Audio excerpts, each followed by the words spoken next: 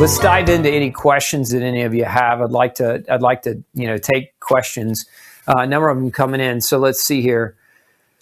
I like this. So 10 to 20 grams of oral vitamin C sipped slowly is one of the questions. You can do that. Here's the problem though. One, I don't like making a big container of 10 to 20 grams of vitamin C.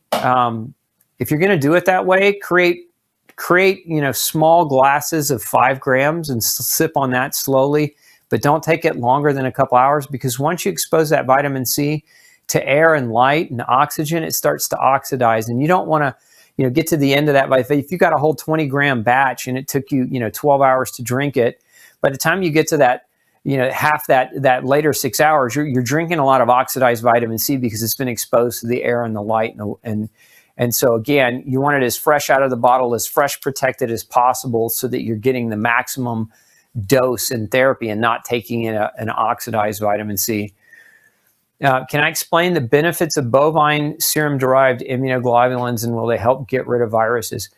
There's evidence about bovine serum derived. So there's two kind of ways to look at this. I have a product called Immune Shield, and what that is it's a bovine serum immunoglobulin concentrate, and it's very potent, and I use it on a regular basis in my practice in people who have microbial imbalances. So maybe they have certain kind of bacteria or fungal imbalances, etc. And what the research shows on it is that these what I will call surrogate antibodies, because you make your own antibody called secretory IgA. That's why I recommend vitamin A, because it's aiding in the production of secretory IgA. And again, it's part of the barrier immune system, part of your barrier defenses. But taking a peptide or a protein like an immunoglobulin concentrate, and this is whether it's whey cholesterol peptides or whether you're taking a bovine serum derived, because there are arguments to both sides, is that they can actually bind onto pathogens and help expel them from the body. That's what research shows. There's a number of really great studies that actually show that. So it's something else we could put it on this list. But again, what I'm trying to do is not overwhelm you. You can certainly take Immune Shield, but these, I would say if you're picking a few, like these are the ones I would say to pick, just because of the research, because of the science, and because of my clinical experience and working with them and helping people, overcome chronic problems. Okay, hopefully that helps you. Let's see. Do N-95 masks offer any protection? Yes, they do, because remember that viruses are spread through aerosolization, so coughing, sneezing, and so any protection that you can give yourself in that regard to minimize your exposure. It's again, is it 100% effective? No, there is no 100% effective thing that you can do right now. But what you're trying to do is you're just trying to minimize, again, your exposure of the spread. So yes, I would. That's what I said. Number 2 here, I said mask up if you're in one of those major public places. Next question, do I recommend Virid? I was talking about it a minute ago. Virid, if you have autoimmune issues, does it have too much echinacea? No, it doesn't. It's actually formulated for that. So no, I would recommend Virid in that case. Let's see here. So Dr. Osborne, after talking to you about our college student daughter and her deadly levels of vitamin D, good news, she went on 50,000 per week, and she is so much more pleasant, and grades have gone sky high. It's amazing in just 3 months. Yeah, so deadly as in, so I'm going to assume you mean deadly as in low deadly levels of vitamin D. Vitamin D deficiency is epidemic in the United States, which, vitamin D does so much more than just immune function. It regulates blood sugar. So you think about that. If you're eating sugar is going to work to help deplete your vitamin D. Depleting of your vitamin D is going to work to help to deplete your immune system. And the more sugar you eat, the more you deplete your vitamin D, the less you're capable of regulating sugar, because one of the other functions of vitamin D is it tells the pancreas to produce insulin. And if your vitamin D levels are low, then you're much less effective at overall being able to do that. How about magnesium and selenium supplements?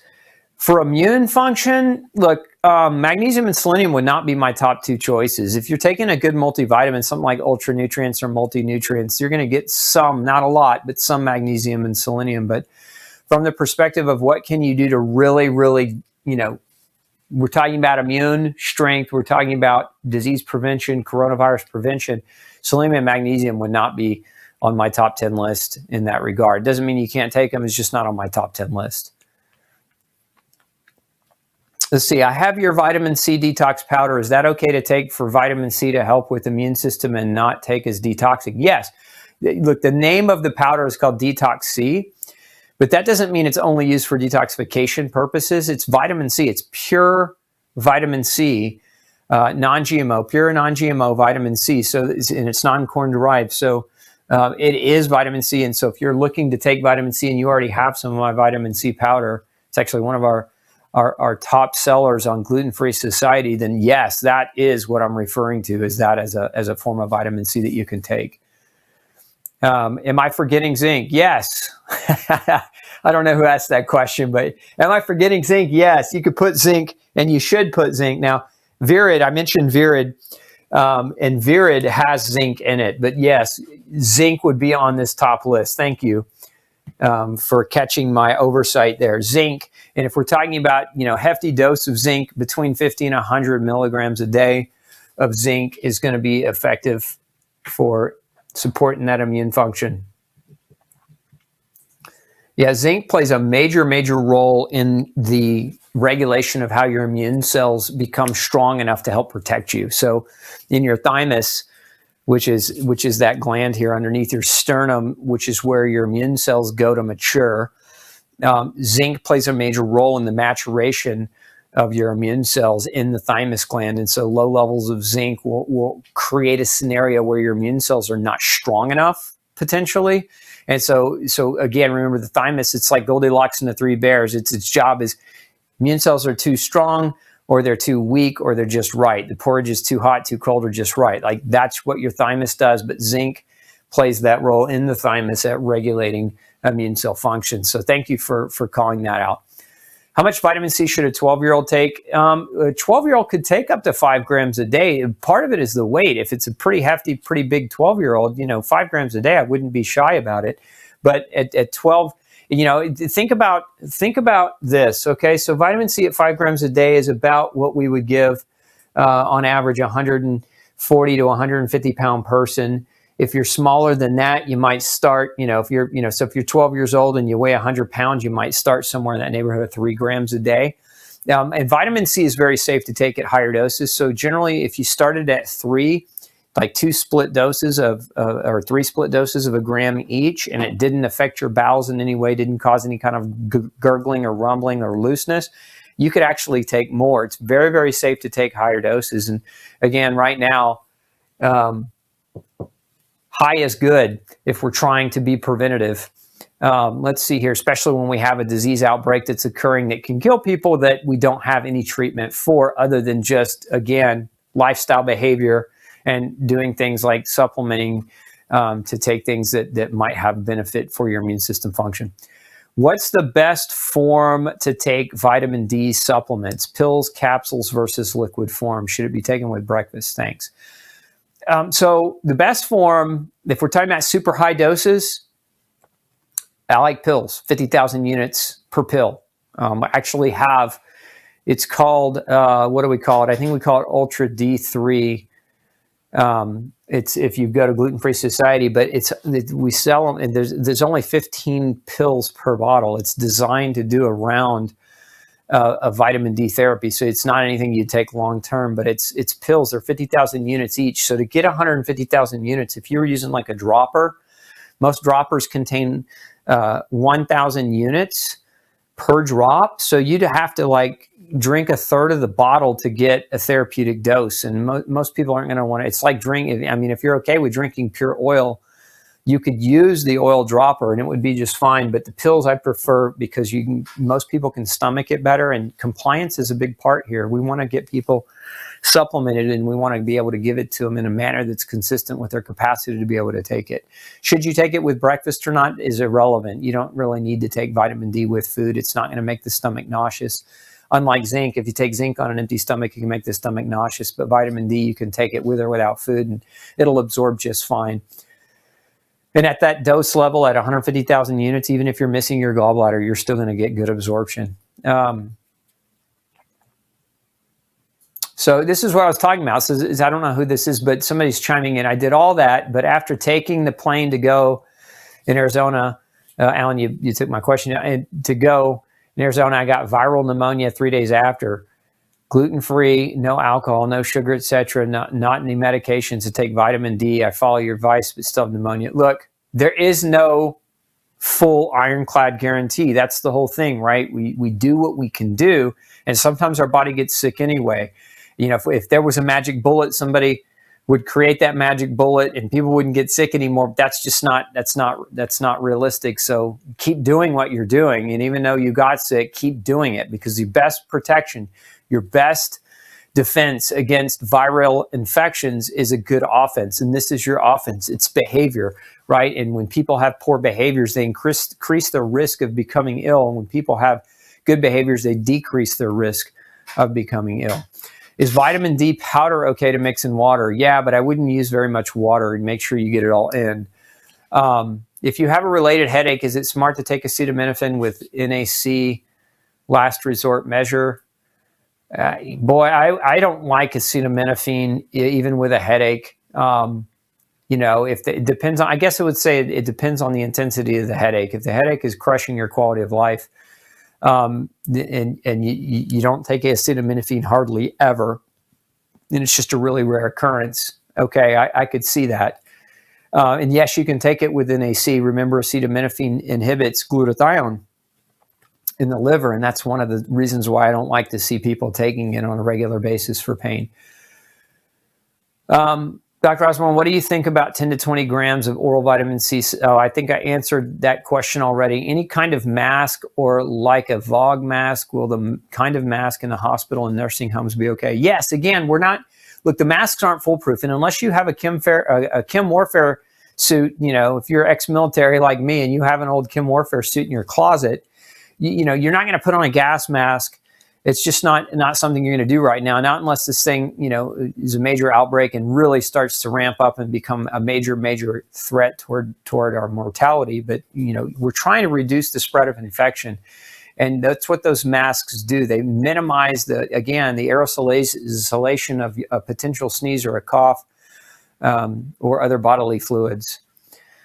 Okay, what about cell salts? Clarify your question, Chucho. I'm not sure what you mean by cell salts. I mean, I know what cells are and I know what salts are, but give me a better clarity on what you're asking. Another question coming in about colloidal silver. Colloidal silver, you know, silver is a natural antibiotic and a natural antiviral, so it does have antiviral, antibiotic properties. So yeah, you know, you could add it to the list, and a lot of people use it. I use it in my office, in my practice, and with good results as well. But it wouldn't make my this is my top list. Silver just wouldn't make that list in terms of my experience. Vitamin D in combination with vitamin K2? No, not in this case. Remember, we're not taking vitamin D at high doses for a long period of time. It's just 3 days. We're not going to create a vitamin K problem or a calcium problem, accumulation problem in the arteries by doing 3 days of high dose vitamin D. Vitamin C and oxalate sensitivity. If you're sensitive to oxalate and you know it, you can confirm that. And vitamin C may not be the best idea for you on this list. Some people take vitamin C and find that it exacerbates them. There's ascorbate can convert to oxalate biochemically speaking. It's not a real common problem, but some people with oxalate sensitivity that's severe enough will have increased pain when they take vitamin C. So that's a good question. Thank you for asking it. Hi, Dr. Osborne. Can you get vitamin A from food, or do you still advise taking a supplement? What's the best form? If you're eating liver, you can get great sources of vitamin A from liver. Cod liver oil is another really good source of higher dose vitamin A. But I'm a fan of, I want to know how much that I'm getting. And so like when I'm listing out here, like I want to know how much. And so when you're eating liver or you're eating food, you can guesstimate. And it's really, really hard to get that 25,000 units a day just with eating food. So again, I would recommend eating foods that contain vitamin A, but I'd also recommend, again, higher doses that you know exactly what that dose is. Question coming in, do beta blockers suppress immune function? Not directly, no. Indirectly a little bit, but not directly. Will vitamin IV once a month work just as well as taking the main supplements daily? No.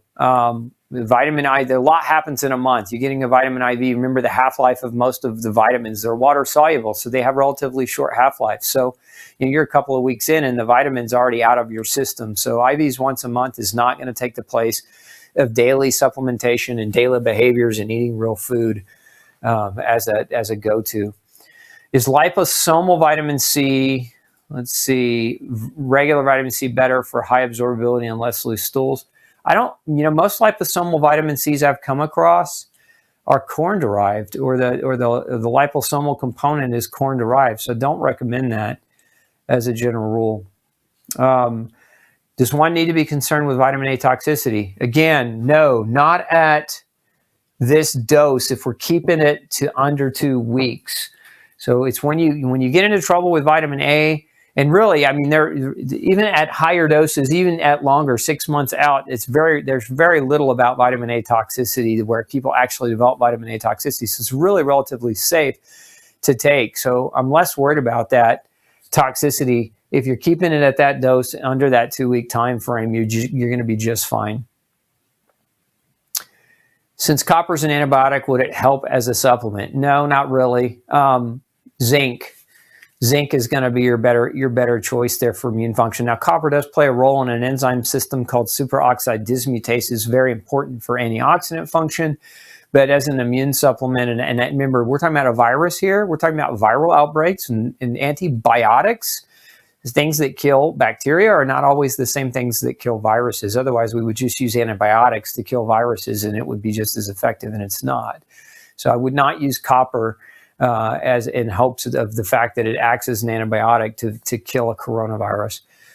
How often should one do high-dose vitamin D? I do it several times a year. I'll do it as much as 3 times a year. I like to do it at the beginning of the school year. I like to do it again when families get together at holiday time, so right around that Thanksgiving time before everybody gets together. And then if there's a special need to do it, which is what's the special need? Something like this happening, like this outbreak, this coronavirus outbreak, or if I find myself coming down with a cold or a flu where I'm getting the sniffles, and at the first sign of a cold and a flu, I'll jump on that vitamin D protocol right away.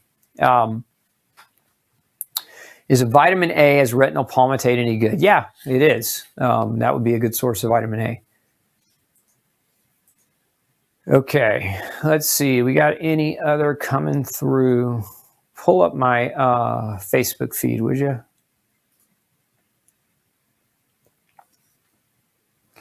Sandy wants to know, do I have a pure vitamin A that I sell?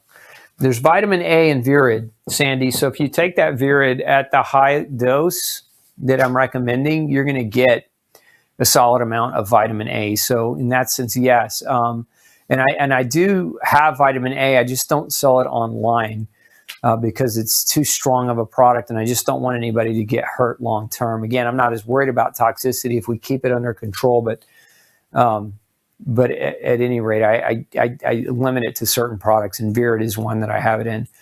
A question coming in about infrared saunas.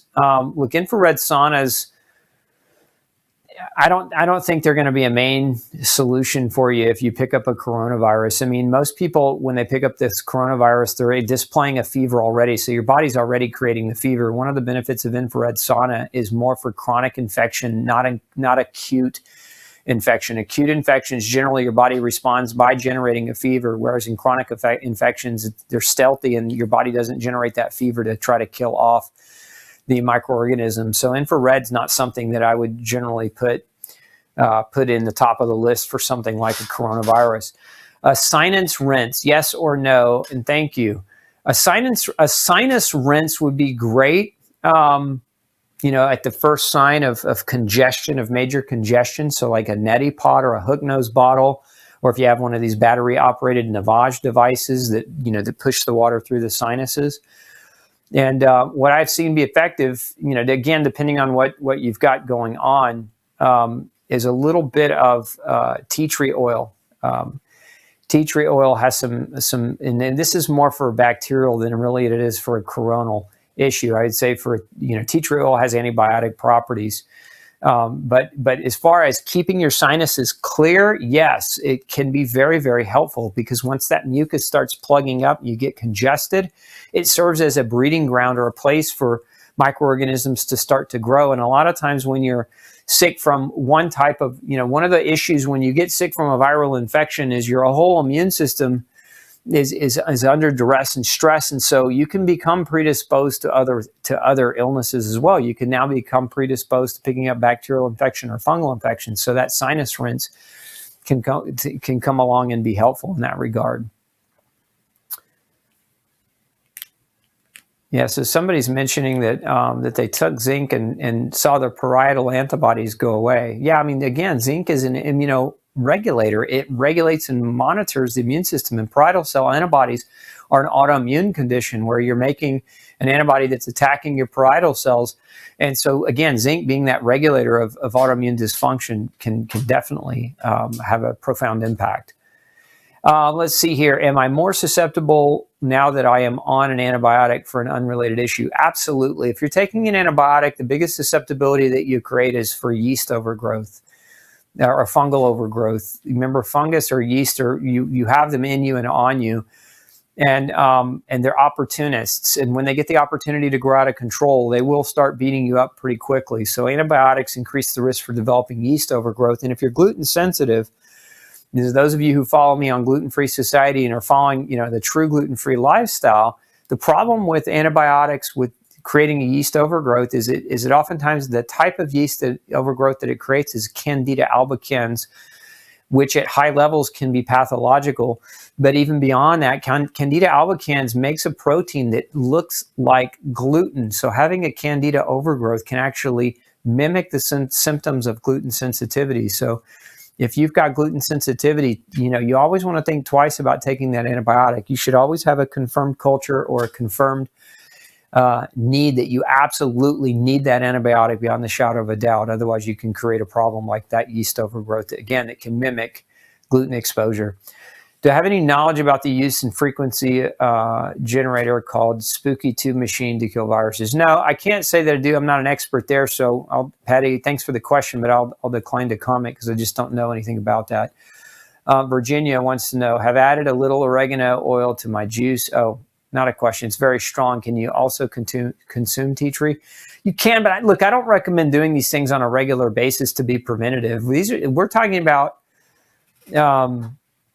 some of these oils. If you're putting them in your food every day, if you're putting them in your diet every day, look, they're natural antibiotics. You don't want to take, just like you don't want to take antibiotics every day, you don't want to take natural antibiotics every day because you run the risk of basically wiping out your normal flora or exposing them to enough of a potential oil that if you ever did need that oil to use medicinally, it wouldn't be as effective. So you got to be real careful the way you look at doing that.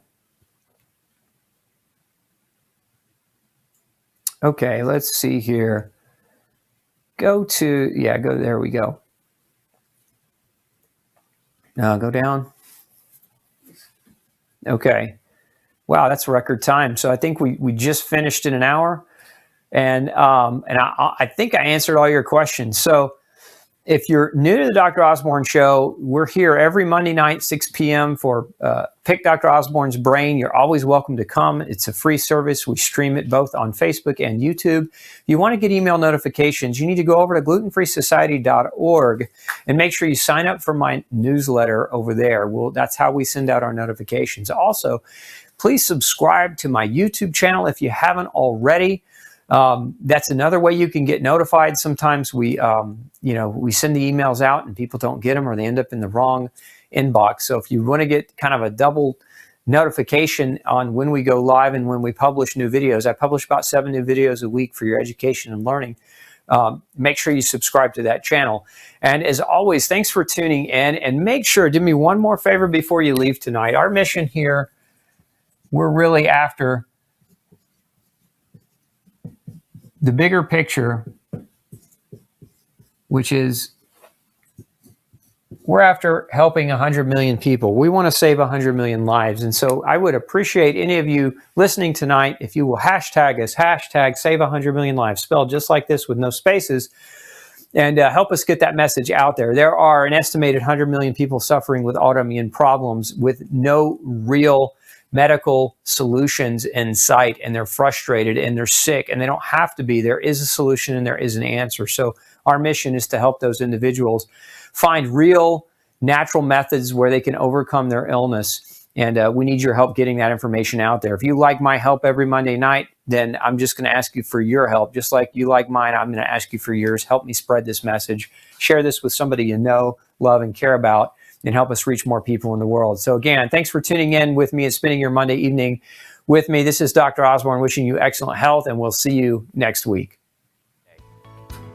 Hey, if you've got a functional medicine or health question that you'd like me to answer for you, make sure you send me an email, glutenology@gmail.com, and we'll do our best to create a video answer just for you. Have a great day.